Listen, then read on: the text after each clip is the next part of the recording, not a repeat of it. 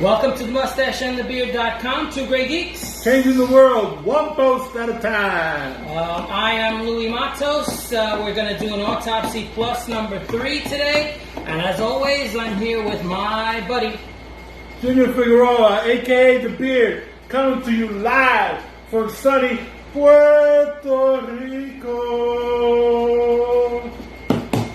We're in Puerto Rico and you ain't. We're in the Caribbean, you ain't. We're in the sunshine and you ain't. All right, reading, watching, writing, sharing are now our 4 favorite verbs. And comparing. Yeah. He keeps adding new verbs. Well, that's what we're doing today. Yes, that's what we're doing today. We're also sharing. So reading books and comic books is what we do. Yes. We watch movies and TV. Yes. And then we like to write and then share as well with our videos. Right. So and we're going to keep doing it until we get it right. This is an Autopsy Plus, which is an in-depth examination of a property in cinematic world and visual world in literary form today. We're doing an in-depth examination. What, for an autopsy for us or an autopsy at the morgue? No, I don't know what they do at the morgue. I know they cut something up. Yeah, bodies, dead bodies. An autopsy for us is we take a property, we cut it open, take out all the little parts, examine it minutely, then put it back, sew it up, spin it on its head, and see how it comes out. Usually it's in-depth, and usually it will involve something else in addition to that that one thing. For example, that we did Sharknado, we did 2 movies. 2 movies at a time. And so here today we're going to do Where Eagles Dare. The movie and the book. And the book. Two for the price of 1. All right. When we initiate doing an autopsy, we always do some pre-development background. All right. Richard Burton says that Elizabeth Taylor's 2 children, 2 sons, told him that they were fed up with watching him either die at the end of every movie or not being able to watch a movie because they were allowed... Because it was too adult. Too mature themed, yeah. So, he approached the producer, Elliot Kastner, and asked, do you have something, some superhero stuff for me where I don't die at the end? And so when Kastner... Don't... The point being that they have been for years offering Burton stuff.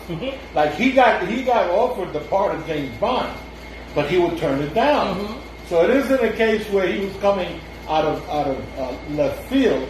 He was really just saying, "Right now I'm ready. I wasn't ready to do one of those other action movies. I'm ready to do one now."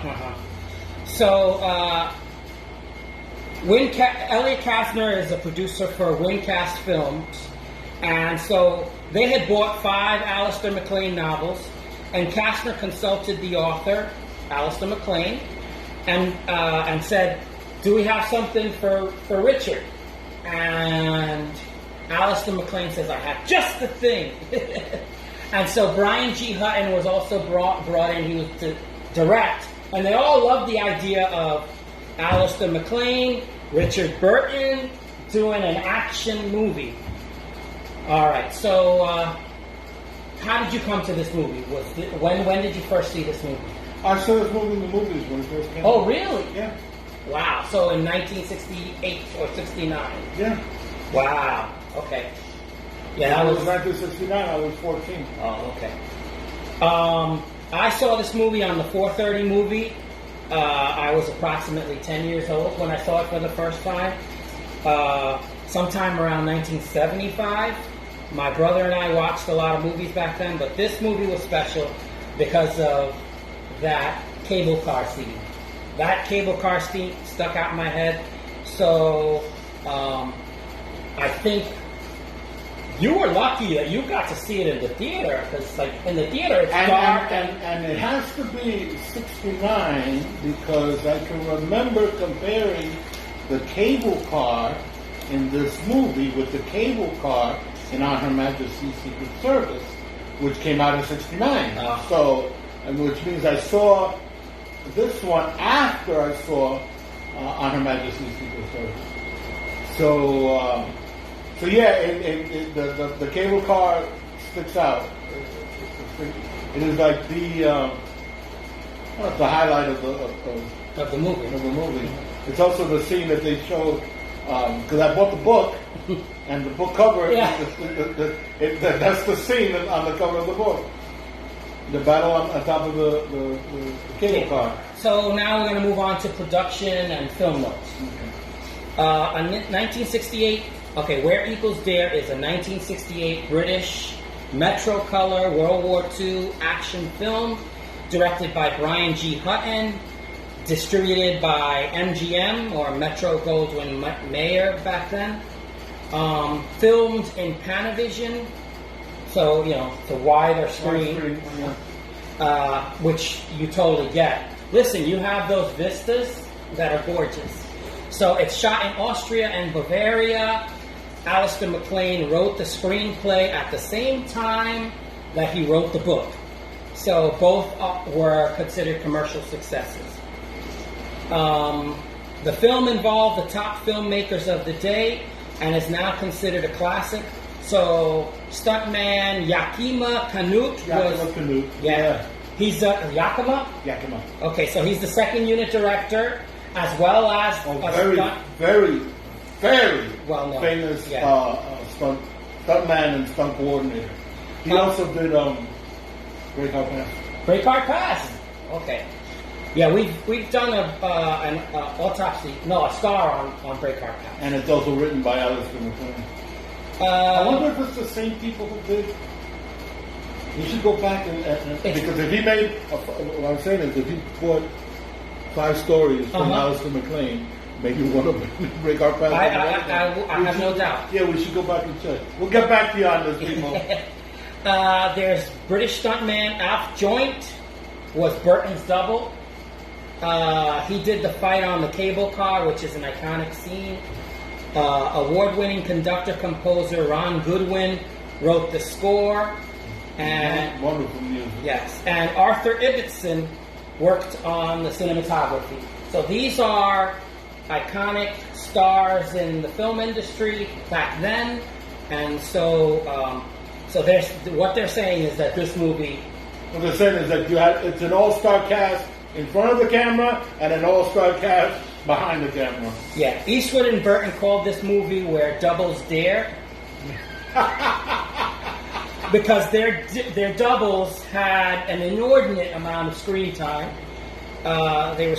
So filming took 7 months from January of 1968 to July of 1968. And if you think that it came out in December of 1968, then you're talking about there was from filming to screen, quick, less than a year. Which meant that it has to then be a tight production. If you don't have that, if you don't waste that much time editing, then you had a tight production. Eastwood received $800,000. Burton received $1.2 million because he was the better known, and well, at the time, Richard Burton was considered the number one actor. Star. I know, the number one actor in the world, and actor.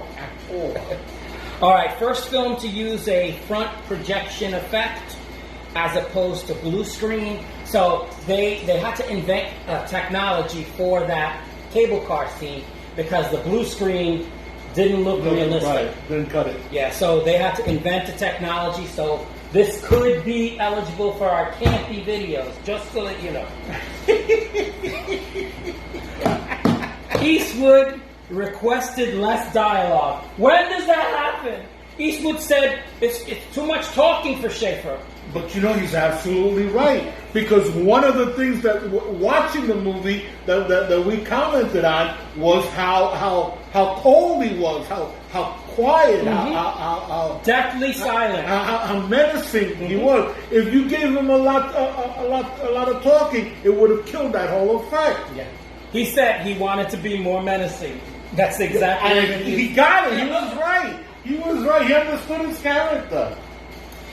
Eastwood was convinced to do the movie by his agent because he thought that the dialogue was crap.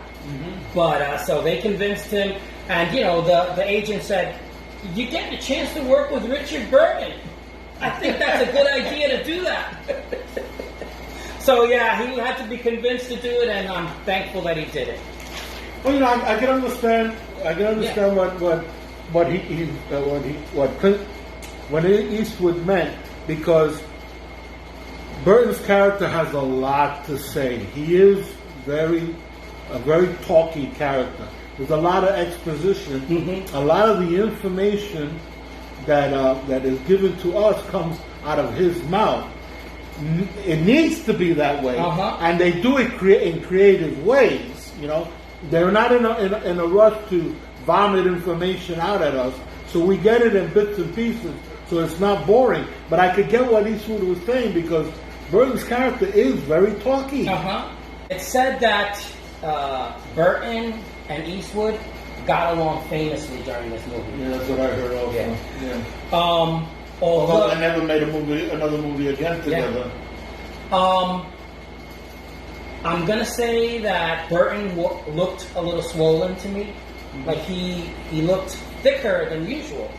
And it says here that during filming, Burton disappeared for several days because he went on a drinking binge with Peter O'Toole, Trevor Howard, and Richard Harris. And his buddies, his drinking buddies. I'm surprised Oliver Reed wasn't in there. Yeah, so those are the three that it says. And he got lost. They were like, they had to halt production for a few days because he went on a drinking binge. But not only that, according to people on set, they said that he would drink in his trailer, in his space, off camera. He would drink 3 bottles of vodka a day.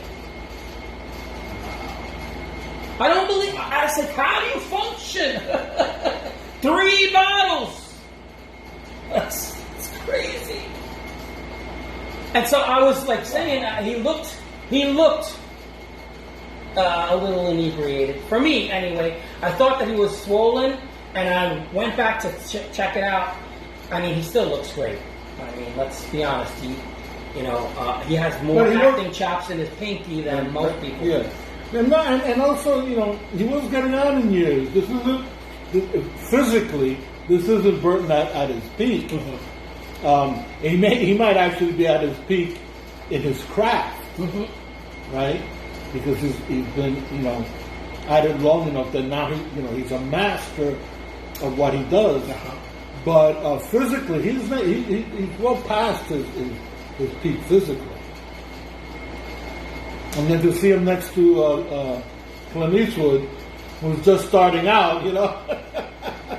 Yeah, pretty interesting that, you know, they were on different horses. All right, let's go into the cast.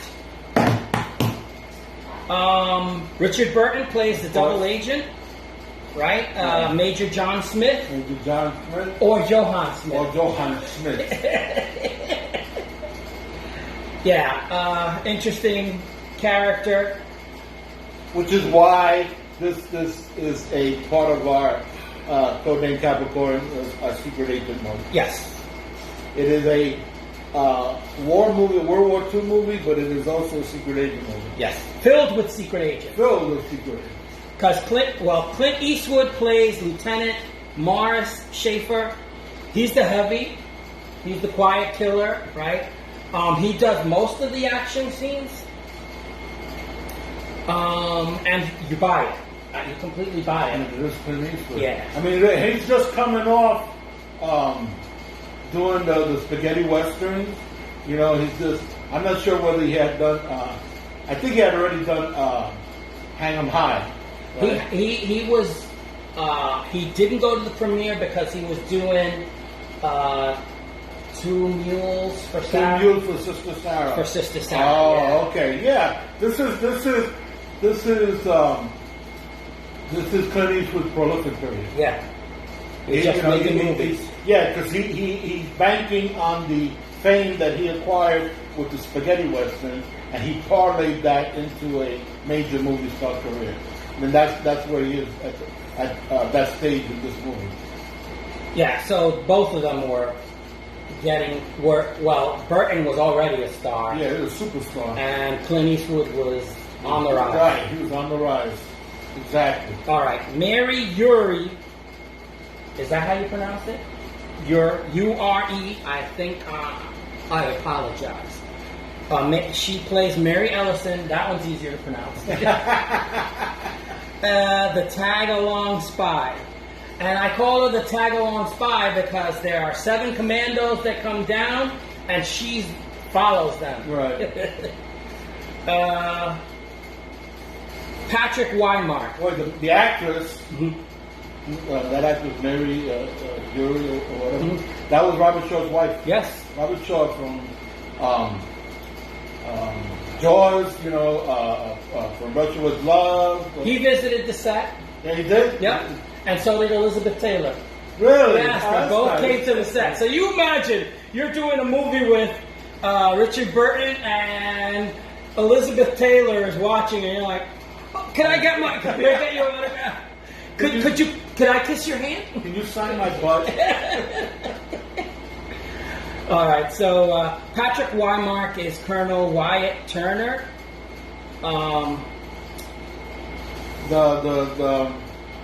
He's the one that stays. There's two chiefs. Uh-huh. There's the head chief, Admiral Rollins, and then there's Colonel Turner, who is like number 2. And they're the ones that send them on this mission.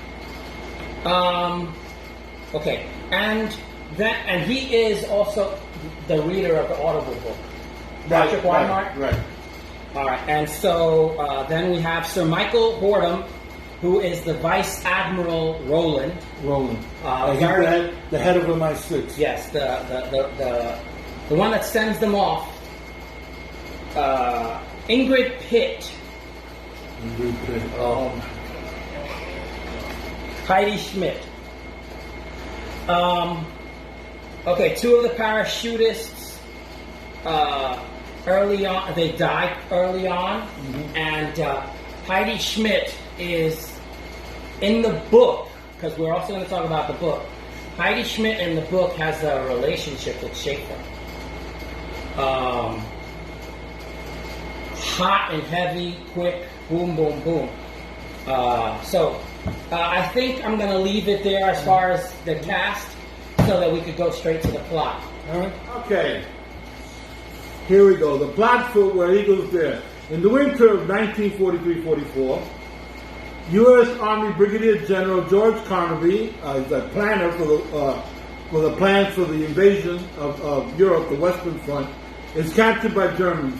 He's taken for interrogation to Schloss Adler, the Castle of Eagles, a mountaintop fortress accessible only by cable car.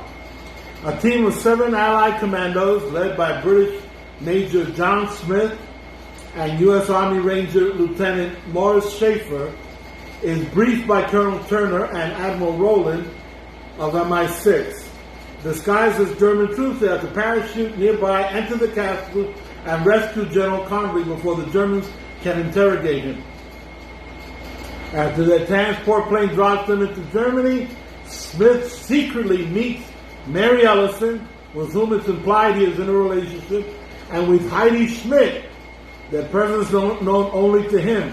Heidi has arranged for Mary to be a domestic at the castle in order for the commandos to gain access to it. Although 2 of the team are mysteriously killed, Smith continues the operation, keeping Schaefer as a close ally and secretly updating Roland and Turner by radio. The Germans eventually surround the commandos in a tavern, and they are forced to surrender. Smith and Schaefer, being officers, are separated from the other 3. Thomas, Berkeley, and Christensen. Smith and Schaefer kill their captors, blow up a supply depot, and prepare an escape route for later use. They reach the castle by riding on the roof of a cable car and climb inside the castle when Mary lowers a rope, which is why we need Mary in the castle. General Rosemeyer and Colonel Kramer are interrogating Carnaby when the three prisoners arrive. They are revealed to be agents working for the Germans. Dun, dun, dun, dun. Shortly thereafter, Smith and Schaefer intrude, weapons drawn, but Smith then forces Schaefer to disarm. He identifies himself as Johann Schmidt of the SS intelligence branch and a spy as well. As proof, he discreetly shows the name of Germany's top agent in Britain to Kramer, who silently affirms it, and has Kramer call a high-ranking officer on Himmler's staff who testifies to Smith's identity. To test the three agents, Smith proposes that they write down the names of their fellow agents in Britain to be compared to the list he has in his pocket. A list, again, a list. God save us from lists. After the three finish their lists, Smith reveals that he was bluffing and that the lists were the mission's true objective. Meanwhile, Mary is visited by Major von Happen, a Gestapo officer. What happened? What happened? A Gestapo officer was attracted to her, but he becomes suspicious at flaws in her cover story. Leaving her, he happens upon the scene of Carnaby's interrogation, just as Smith finishes his explanation. Von Happen puts everyone under arrest, but is distracted when Mary arrives. Schaefer seizes the opportunity to kill Happen and the other German officers with his silenced pistol. Tush, tush. Not to mention the secretary that was there too. Tush. The group then makes its escape, taking the American general, who is actually a corporal named Jones, an ex-actor who's a dead ringer for the general, and trained to impersonate him, and the three British spies to the escape route. Schaefer sets explosives to create diversions around the castle, while Smith leads the group to the radio room, where he informs Roland of their success, and then they send a plane to go get them.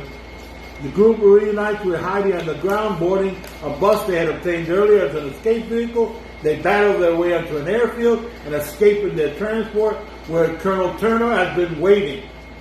Here comes the big part. Do we want to really actually? You don't need to. You can leave it right there. Yeah, okay, I'm going to leave it there because there's a twist end, and I don't want to spoil it for you. And it's... Yeah, and it's not important to the enjoyment to understanding the plot, and it is important to enjoying the movie, but it's not important to... Listen, not everybody is who they are, who they say they are. In this movie, nobody's who they say they are. The only person, and even Richard Burton, is the only one that knows everything. Right. Everybody else is in the dark, so... And the only person who he says he is Clint Eastwood. Is Schaefer. Schaefer's the only one who's who he says he is. There you go. That's the movie where Eagles Death. Okay.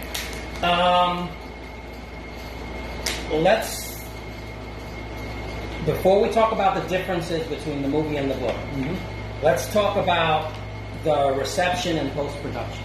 All right. It's just very brief. I just want to say the budget of the movie was about $7 million. And it made $21 million. So it, tripled. Three times. Yeah, it made it a hit. So it's a success. And that is in 1 year. Right. So that's not even... We're not even video talking about sales, video sales, TV. And everything else. Yes. So this movie is a success. I love this movie. Part of it is that whole iconic scene, but there's a lot of action in this movie. Yeah. Okay, so now let's talk about the differences. All right. You ready? Yeah. All right. The book is less violent, but it's less than a visual medium. You need the explosions. Right. Whereas in a book, you go It's in an your head. explosion. Yes. Right in your head. Yeah. The Ammo Depot blew up. Okay. Because you're not going to sit there and talk about each piece of debris flying in the air and falling down and how loud the noise was. And no, you The say, gas cans exploding. Yeah, you don't describe that. You say the A grenade was dropped into the pillbox and the pillbox exploded. That's it. It's a different medium. Yes. And the bus sequence is not, as they're traveling to, because, after you're done with the mission, you're still not, you got to get out of there. Yes, right? safe. So that's the most action part, All right, book is more stealthy. There are more, because there's more conversation in the book, there are, gags, funny moments where, because when you're in a high stress situation, normally there are people that I need to joke, and so there's more flippant conversation in the book. There are 3 bad agents that have different names. In the book, they have different names than in the movie, which is weird. I don't know why Cacciarola is so difficult to say, or it was Chicarola, something like that. I guess that's why they changed the name. But yeah, they changed the Considering name. that Alistair McLean wrote both at the same time. I know. I don't understand the need to change the names, but he did. There's a love story in the book between Heidi and Schaefer. Mm-hmm. They simply don't have the time to do that in the movie. In the movie, the relationship is implied between Mary and Schaefer. Right, and they in the book they have a girlfriend. I mean, they're boyfriend and girlfriend. But what's funny is when they're in the tavern, when Schaefer first meets Heidi, which he doesn't even meet her in the movie.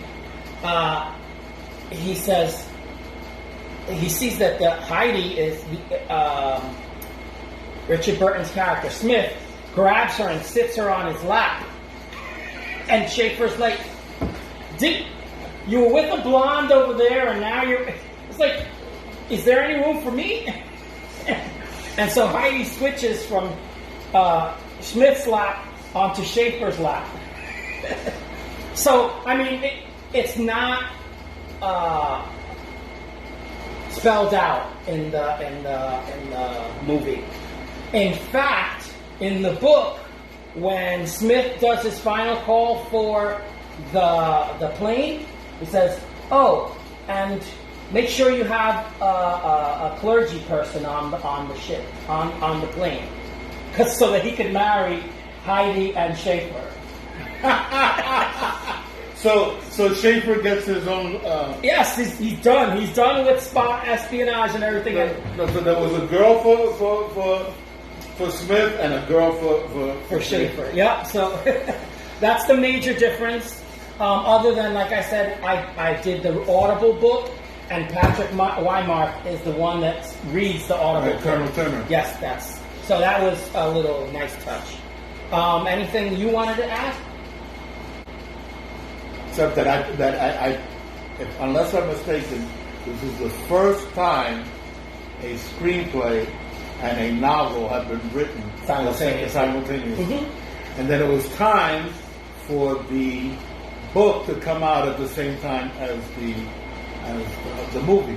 Now, don't get me wrong, there have been plenty of instances where producers have made movies and have gotten in contact with somebody to write a book based on the screenplay so that they could have a movie tie-in on the stand while the movie is playing. There have been plenty of that. That's not the case. in this case, that's not it. In this case, Alistair McLean wrote both the screenplay and the book simultaneously for both of them to come out at the same time. I don't think that's ever been done before. I don't even know if they've ever done that since. No, I don't think so.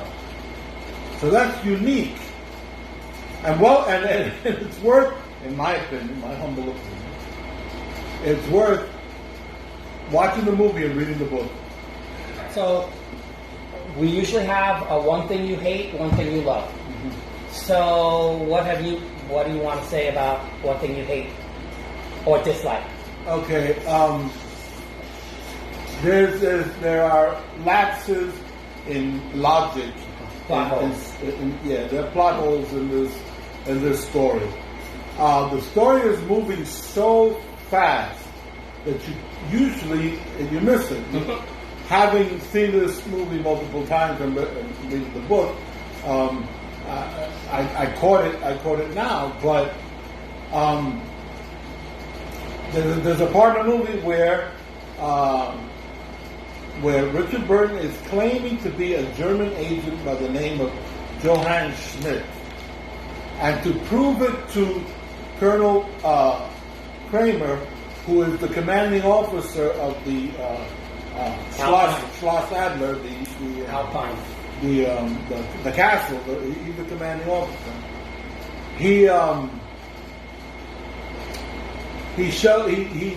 has the name of Germany's top spy in Britain written on a piece of paper in a notebook, and he shows it to Colonel Kramer. Why should Colonel Kramer know who the top spy in Britain is? He's a colonel in the SS. It would be like saying that we have a top agent in Germany, and every army colonel knows who the top agent in Germany is. That makes no sense. And then he tells the three spies, to prove that they're spies, to write down the names and addresses of all their fellow spies in England, and that he would compare it to a master list that he has in his pocket. And nobody asked him, why are you walking around with a master list of all the German agents in Britain? Why are you walking around with that in your pocket? Nobody says that. That's because the story moves so fast, you don't catch it at first, right? But that bugged me because I caught it. That it's a lapse in logic. It's a plot hole. It's a lapse in logic, and that's really the only thing that I hate about the movie. But aside from lists again. Okay, what do you love? Just about everything else. I'm a huge Alistair McLean fan. Okay, and not only his movies, but his books and the books that haven't been made into movies. Love him. So saw this movie, read the book, loved it. Loved Richard Burton in this movie. Of course I knew who Richard Burton was previously, but like his children, there weren't all that many movies that I was seeing him in, because they were either too adult or I would consider them boring. Too serious. Serious. But I knew who Richard Burton was, and I loved him in this movie. I of course knew who Clint Eastwood was. I had seen him in the spaghetti westerns. I'd seen him in Hang 'Em High. So I was excited to see him in this movie. And then it's a British movie, and I've always been a fan of British movies and TV. So there are a lot of familiar faces. Like I told you, Donald Houston, that I kept looking at him and saying, where did I know this guy before? Instead, I was used to seeing him with a mustache because he played Dr. Watson. So, yeah, the cable car scene. Yeah. The cable car fight. to find McCain. Loved it. Loved it. And yeah, just everything else. Directing, writing, cinematography, the music. The music is great. Yes, it is and it good. adds to a lot of, sometimes the movie distracts from what's going on. I've even watched movies where the movie is playing, you can't hear what the actors are saying. But this movie, the music, it's a part, it's a partner in the movie, and it moves the movie along. So I love everything else. All great, and Mustache won. Okay, you tell me. You can't do anything normal, can you? No, I haven't for 66 years. You want me to start doing it now? For one thing, normal is boring. Uh-huh. Okay, normal is boring. Normal is played out. One thing that you hated? One thing that I disliked. There's not a lot. And honestly, I didn't notice the plot hole until you brought it to my attention. I was like, yeah. I tried to figure out a logical reason other than the fact that there's an SS team inside of the castle, Schlossberg, whatever. Schloss Adler. Schloss Adler, yes. Yeah. Other than that, I can't think of a reason why somebody would be carrying the list. Not only that, and you're talking about it, I'm thinking, well, would the other agents know all the other agents? I guess if they're double agents, then they're carrying that, they understand that. But I don't know if you would just off the... Write down the names and addresses. And I don't know if you'd be able to know that. So, off the top of your head. Yeah. I don't think so. So yes, there is a plot hole. I don't care. I love that scene on the cable car. I hadn't seen it before, and the fact that Burton's stuntman jumped from one cable car to the other, was able to grab onto there, and only lost 3 front teeth. He lost 3 front teeth? He lost his 3 front teeth jumping from one cable car to the other. And it's like, oh boy. So, and the stuntman, obviously they have other safety precautions. I guess they're glad Richard Burton didn't do his own stunts. So, this movie has remained in my conscience over the years as something that sticks out as having been not just interesting, but great. So yeah, and then to last summer I read the book, and I heard the book read to me. But you count it as reading the book over again, and I loved it because as I'm hearing the story being told, I'm picturing Richard Burton and Clint Eastwood. That's who I'm picturing. And Ingrid Pitt and every time I hear Heidi and I see Ingrid Pitt in my head, I pause. Ingrid Pitt, the Queen of Hammer film. Hammer. Oh my God. Yeah. Queen of Cleavage. Did I grow up worshiping her? Holy mackerel. All right, so I think we both loved this movie. Yes. How about we go to ratings and recommendations? Okay. Max, I'm recommending this movie. Okay, so I guess we should change it to recommendations and ratings. But no, I recommend this movie. There's no but. I give it 4.5 Grey Geeks. I'm just taking off half a Grey Geek because of the plot hole. But other than that, I give it 4.5 Grey Geeks. And I'm with you. This is one of my favorite movies. It's up there like with Magnificent Seven. I will watch it over and over and over again. Yeah. Yeah, we watched it with my dad, which He loved it. he didn't loved fall asleep. No. we previously on another day we had watched Seawolves. Similar type of movie, World War II. World War II.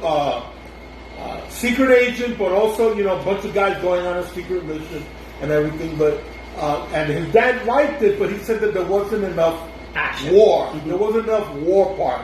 There was plenty of secret agent part, but there wasn't enough war part. Then we watched this one. He was like, "Yes, this is what he's talking about. It had more war part in it." And he said, I saw this movie before, didn't understand it, now I understand it. And then it's like, I told him, Dad, this is why we rewatch movies, because the first time you just don't get everything. No. You just don't. No, sometimes you don't get it the third or I have seen Magnificent Seven dozen upon dozen of times. And every time I watch it, I get something, I see something that I never noticed before. All right, so recommendation, yes, high recommendation. My rating is going to be just the same as yours, 4.5.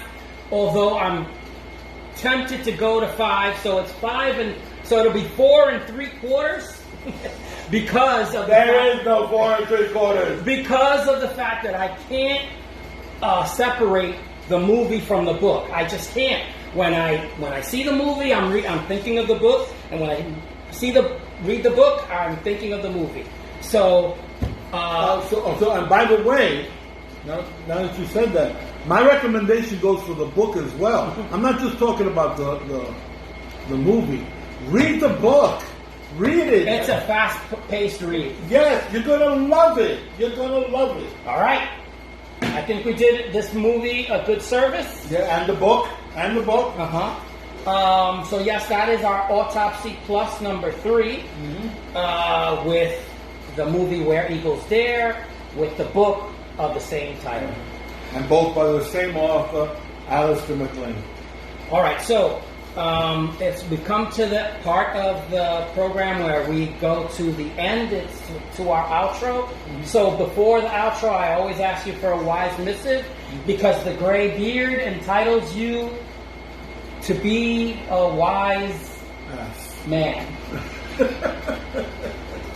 Yes, well, okay. I have a quote. I want to quote David Carradine.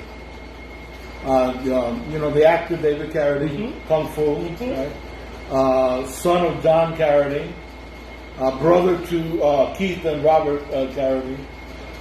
He said one time, he said this, and it stuck with me.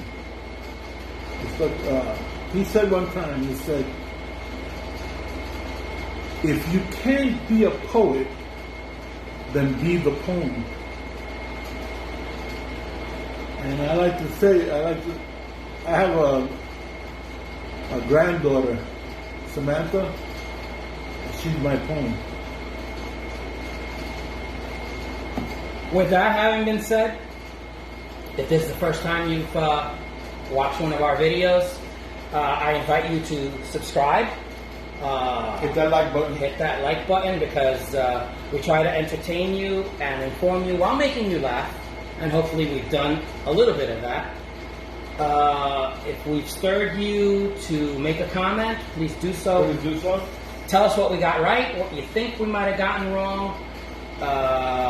Give us a like. As always, we thank you for watching. If you have any questions, ask us questions. Someone commented and asked a question that I read today, and I'm trying to find the answer for him. So we will do that. We will do that. If we can, we will do that. So if you have any questions, ask questions.